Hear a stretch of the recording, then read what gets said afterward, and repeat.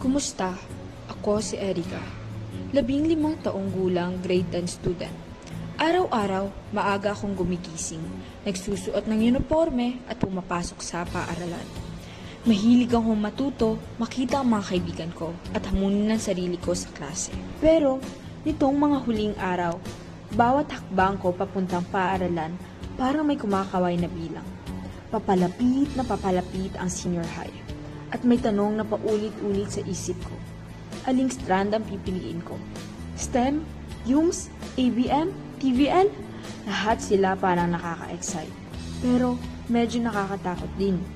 Lagi kong iniisip, alin kaya ang tamang landas para sa akin?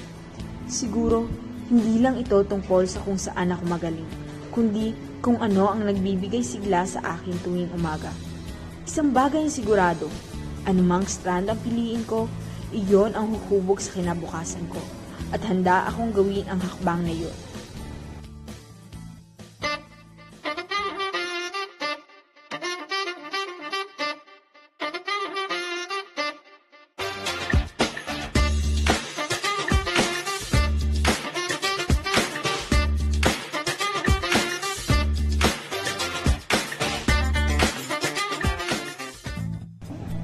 Grade 10 ako at marami akong pangarap. Pero alam ko sa mundo ngayon, hindi sapat ang pangarap lang. Kailangan ko ng lakas. Kailangan ko ng patunay na kaya ko. At para sa akin, iyon ang National Certificate. Hindi lang ito simpleng papel. Ito ang susi. Susi para buksan ang pinto ng oportunidad, ng mas magandang trabaho, ng mas maliwanag na bukas. Kapag hawak ko ang NC, hawak ko na rin ang pag-asa ko.